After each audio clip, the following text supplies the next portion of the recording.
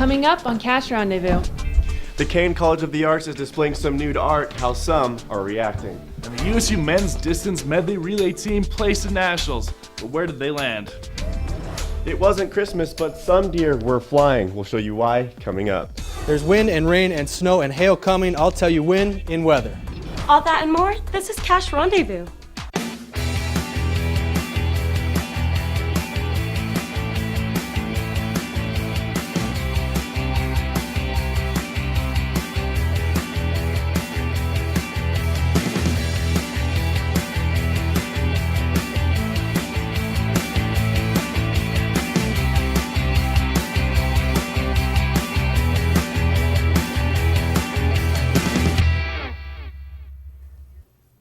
Hello and welcome back from spring break. I'm Braden Todd Clark. And I'm Bronson Mahanrai Moriankamer Tykert.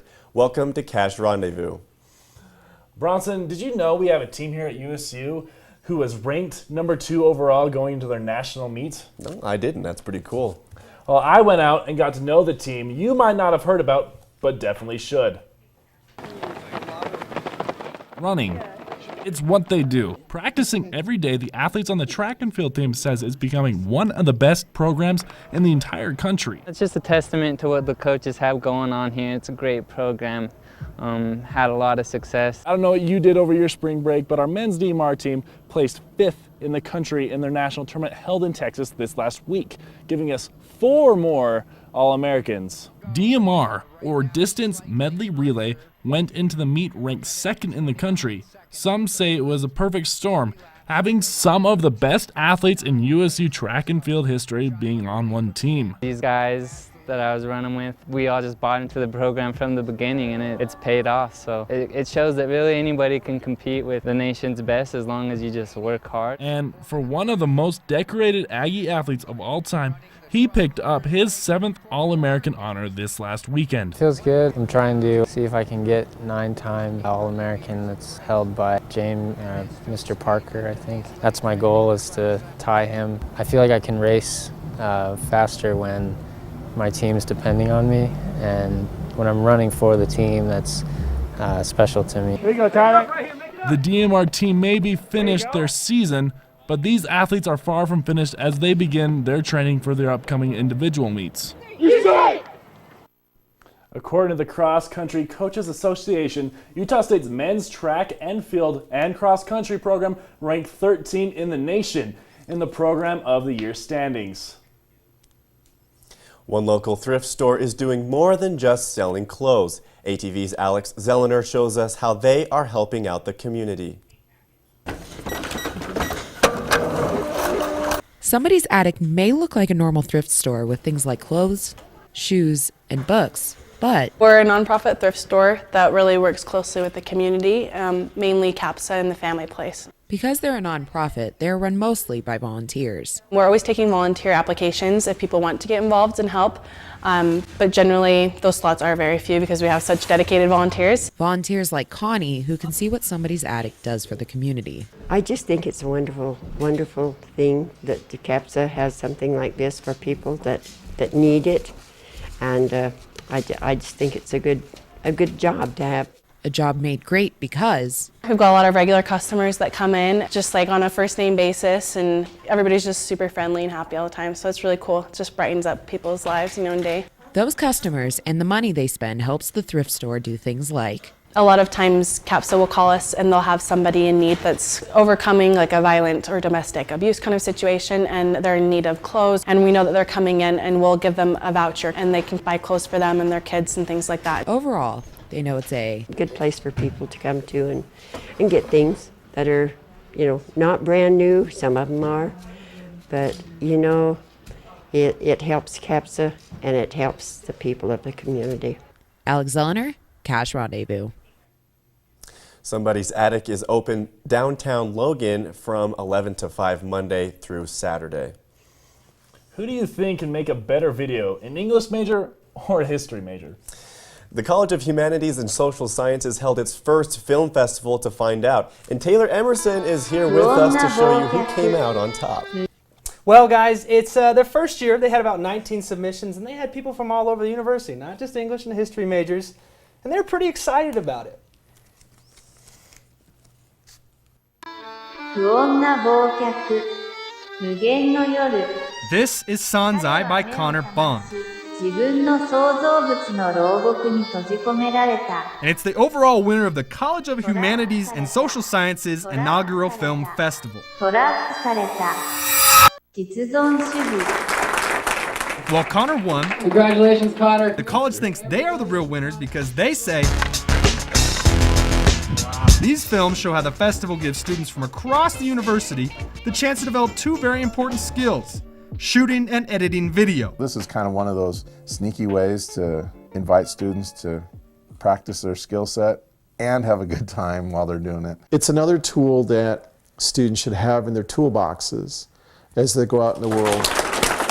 They say they also have big hopes for next year's festival. We might even like to see, faculty get excited about it too and start to design homework and assignments and courses that could then translate to or be used in the festival. But for now, filmmakers and organizers alike say, so far, so good. I thought it was a great idea because it gives a great opportunity, because some of the films were things I was already working on, so it gives a great opportunity to show off in a different way what you've already been working on. I never really thought that I would do something like that. I never thought that I would make videos, but it was a cool experience to kind of take something that I've learned and something that I've kind of become passionate about and apply it in a video. It opens up really a new chapter for our college in how we engage with students, how we support them as they grow and develop, as they come to know themselves as creators. And if you want to submit for next year, they say they take video submissions of all kinds, so anybody's welcome. And we'll be seeing Taylor again a little later on as he shows us the 7-day forecast. Coming up next, we all have our individual needs, but are we really all that different? Coming up. The Division of Wildlife Resources put tracking collars on a few Cache Valley deer last December. I'll show you how those deer came in for their checkup. Hey, you. Yeah, you. Getting that college education? What are you gonna do? Graduate and take some office job? Be like everybody else? Or will you dare do something different? Like, be a teacher. You could be my teacher. You got the skills. The smarts? Yes, you. You could be the teacher I never forget. That'd be cool. Does that corporate job even have recess? What are you gonna make of yourself? What are you gonna make of me?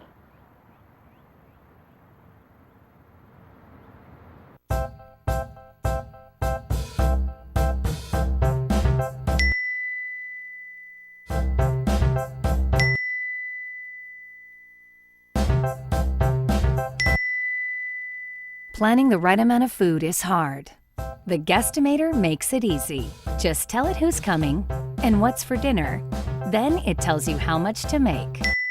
And yes, it even plans for leftovers. Try it at savethefood.com.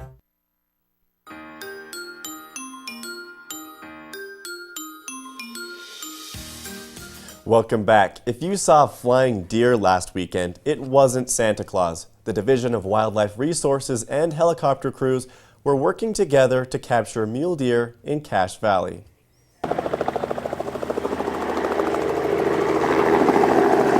Today we're going to be catching doe deer with the helicopter. We'll bring the deer back in here and then we'll do a health assessment.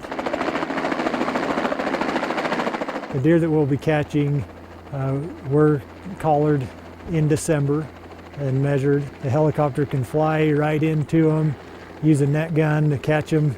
They'll blindfold and hobble those deer on the mountain, put them in bags and fly them back to us.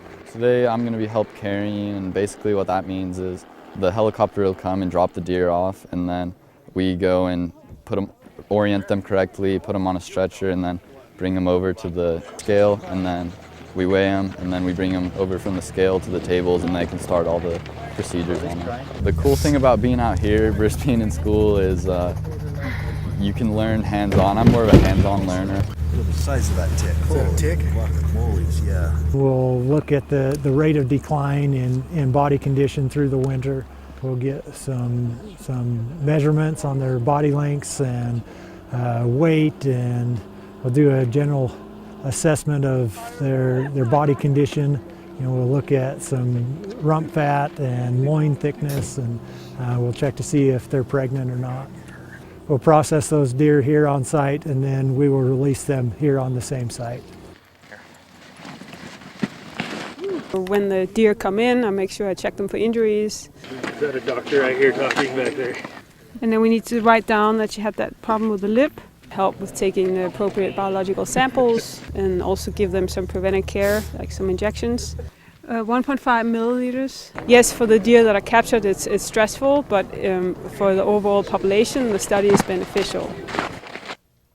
The DWR and helicopter crews went on to capture mule deer in Rich County the same day. You've probably seen or met someone who has special needs, but have you ever gotten to know them? Nicole Heaps lets you into the lives of two special guys who are no different than you and me. What's happening? What's happening?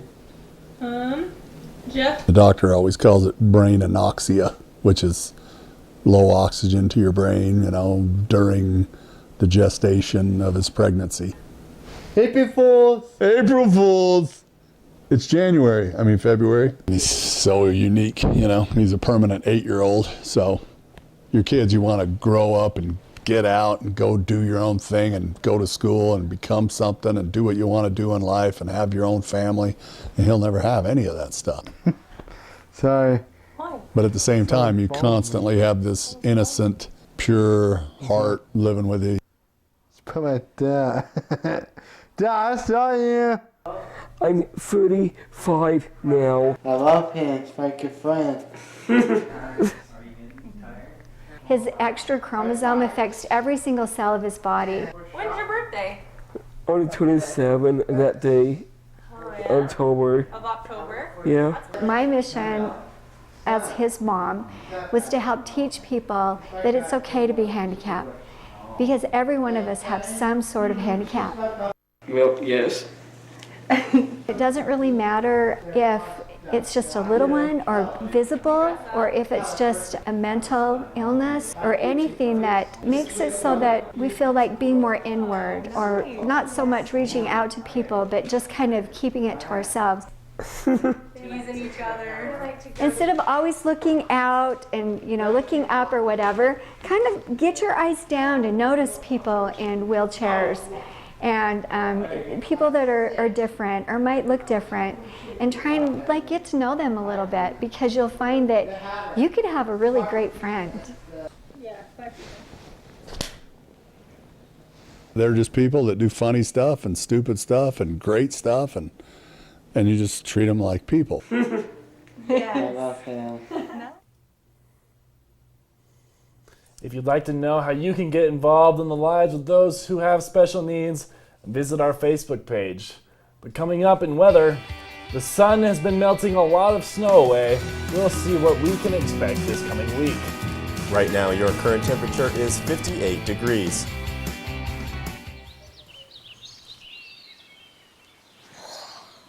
Oh, look, a redhead. Staring contest.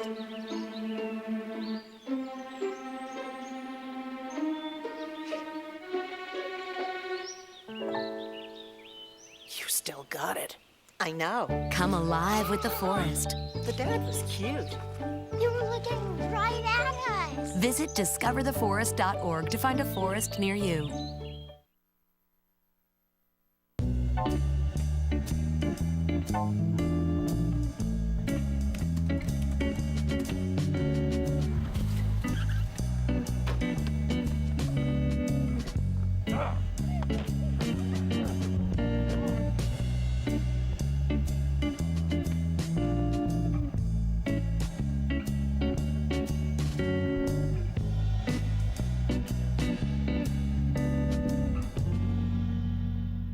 It's a big responsibility. Oh, it's huge. I know, it's huge. And the salary.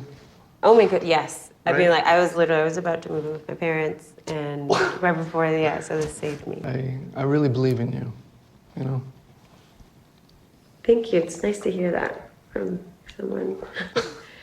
These are cool. Did you, what did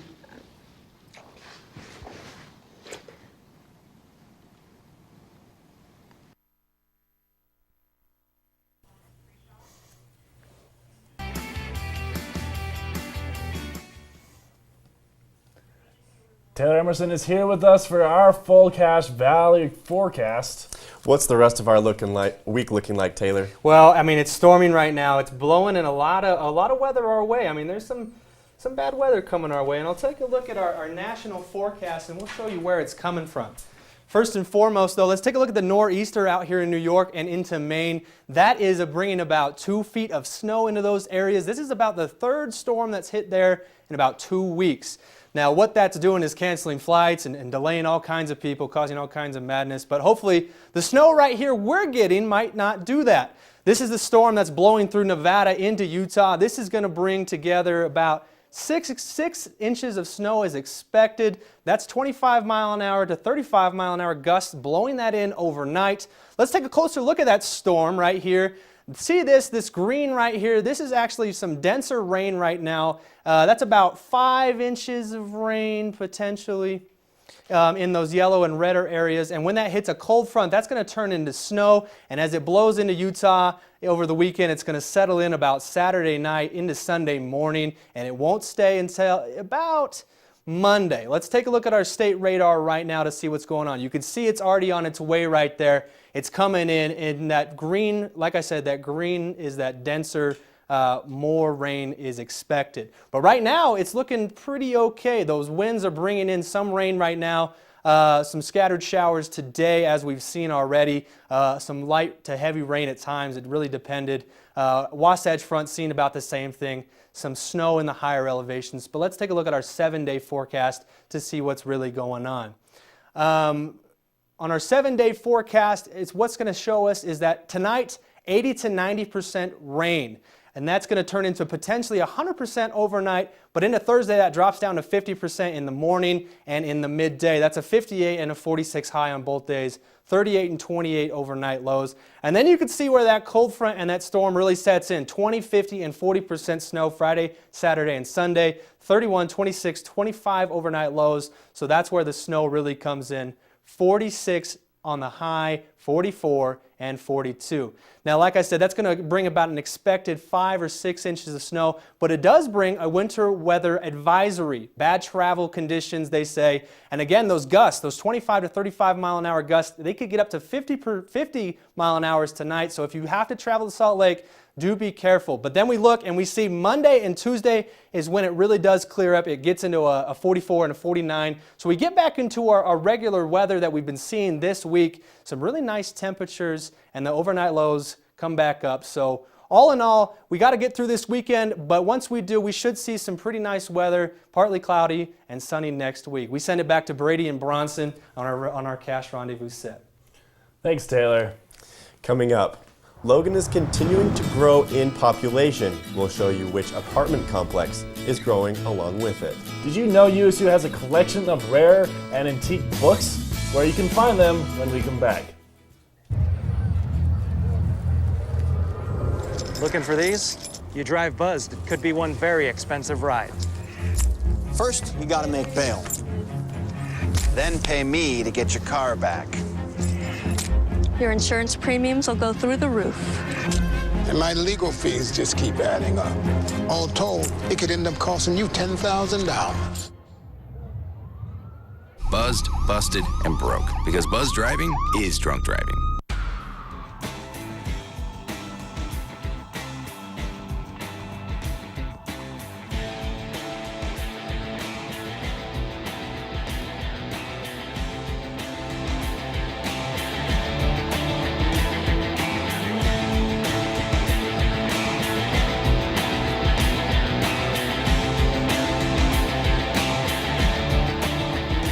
Come and try the strength and conditioning class. Train like an athlete. Sorry, I've got big ideas. As a college student, you have big ideas to make a big difference on campus. Why not get funding for those ideas in a big way? The Blue Goes Green Grant provides funding for student sustainability projects. These projects help USU students be more environmentally responsible, live healthier, and save money. To find out more, go to usu.edu/BGG. Get funding for your Blue Goes Green idea in a big way. Blue Goes Green. Make a difference.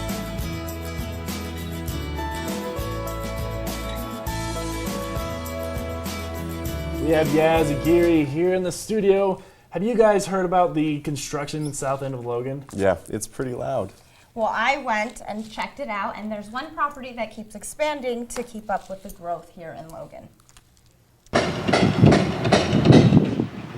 This property was once just apartments, but now they are adding on and including townhomes. We have townhomes that are available right now, and then again there'll be some more townhomes available in May, and then the apartments will come online in August. The Falls at Riverwoods has had the same layout since 2011 and got the okay last year to begin their second phase. We were able to secure this property back behind us. It was a perfect location, and then we were able to build enough townhomes and apartment buildings to make it worth our while. And with the increasing population, the growth in Logan, I mean, it's growing. And why not capture on something that you already started? every year in Logan, the population continues to rise and the local housing needs to be able to keep up. There will be 100 new units added here at the Falls, and if you're a student looking for a place to live, this might be a good fit for you.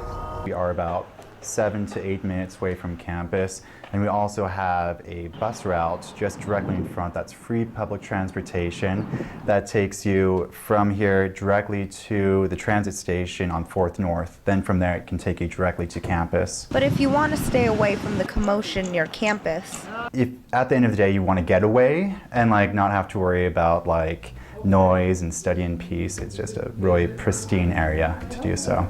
the Falls at Riverwoods is multi-family housing, but also accepts single students looking for a place to share with roommates.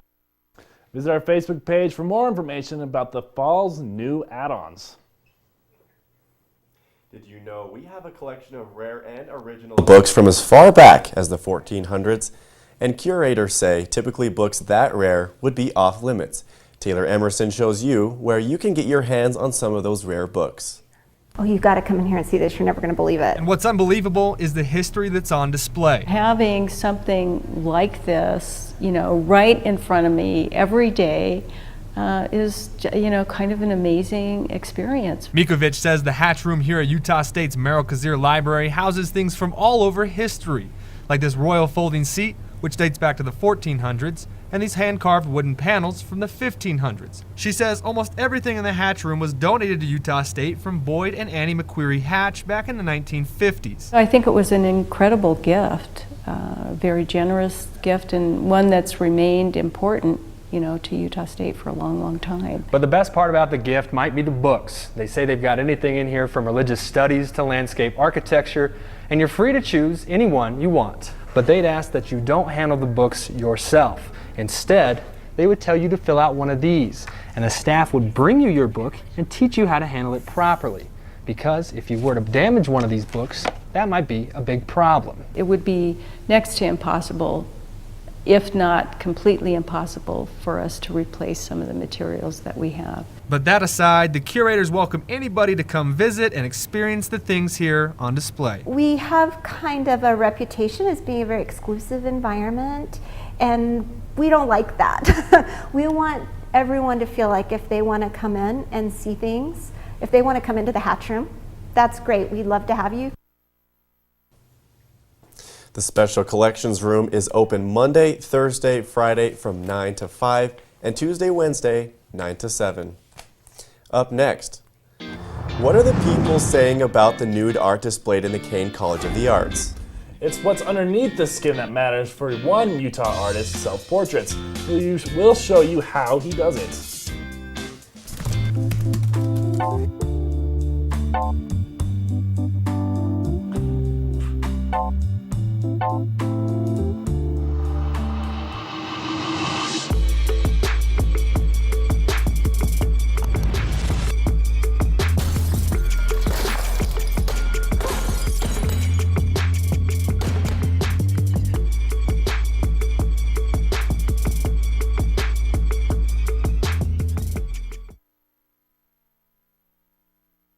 You sure you don't want some? It's chamomile. Listen, you are extremely terrifying. Just the scariest undead subhuman thing on TV, and I really mean that. But I am worried that you could give my kids nightmares if they see you, so I'm gonna have to block you. So that's it. Oh, and tell the zombies they're blocked too.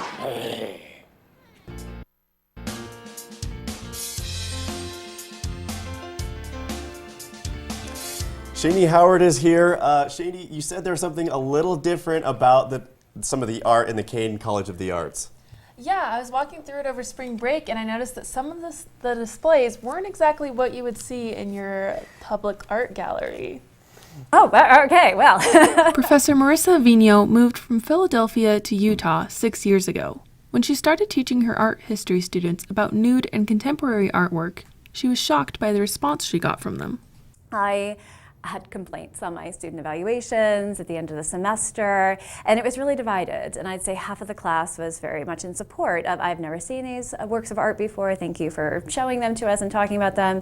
And the other half of the class was very much like, you created a hostile environment, and you showed us pornography, and you showed us full frontal nudity, and this is an art, and we don't feel like we were, that we were exposed to things that we didn't want to see in this class. But here at the Caine College of the Arts, most students will tell you there's a difference between pornography and nude artwork. It's blown way out of proportion. Kind of an American thing to make it inappropriate or something. Depends on the idea of tastefulness. For artists like Brianna Callan, deciding if her art will include nudity isn't difficult. To me, it's just another part of the body. It's just like drawing a hand or an arm, or if for whatever reason I feel like this figure is best expressed without clothing or drapery, that's the way I'm going to do it. It's really no different than any other part of the body. Vigneault and others say that the best way to get rid of the stigma around nude art is through exposure and education. Professor Vigneault says she still plans on showing the nude art in her classroom, and she says she has the full support of her department to do so. We're sitting here with Haley Hendricks, and she went out and learned about a Utah artist who is using digital art to make a name for himself. So Haley, what can you tell us about this young artist? Well, so I actually went to high school with this kid, a great kid. His talent for art has always been amazing, but it's gotten even better over the years, so I went to go see what he was up to. Let's see. Scrolling through Instagram, Zach Anderson is looking for people who have previously liked his artwork and have photos on their personal Instagram that catch his attention. Anderson picks one person to paint every week. He then posts his portrait on Instagram and hashtags his artwork Sunday Portrait. And he says he paints all kinds of people. I actually find beauty in those who aren't symmetrical and those who have like interesting aspects in their faces. You can see my pencil marks underneath. These paintings have a fan base of their own. My initial reaction, I think, is like, wow, that is so good, and he's so talented. I wish I could do something like that. Looking at the portraits he's painted, Anderson says a lot of people think they are done with oil paints, but he said it's actually done on his iPad. I like the style that he does, like how it looks kind of oily, and I like that they're so real. Like every time he does it, you can tell exactly who it is. He says some people don't think his artwork is as big of a deal since it's not done on a physical canvas. But Anderson says digital drawing is a new medium of art. We can create a drawing on an iPad or on Photoshop and print it and have it look just like an analog piece. Anderson says since starting his Sunday Portraits, he's taken 72 photos like this and turned them into paintings like this. He says each one takes between 8 to 12 hours. And when he starts his portraits, Anderson says he does the eyes first, as they are the most important focal point of his piece. He then sketches the facial structure, fills in the face with different colors, and adds more layers until it's finished. Portraits for money, but does them to better himself as an artist. To see his portraits, you can follow him on Instagram at z.anderson. Thanks for joining us here on Cache Rendezvous. Check out all our latest editions of Cache Rendezvous and ATV News on our Facebook page. Only 7 weeks to go, Aggies. Make it a great day.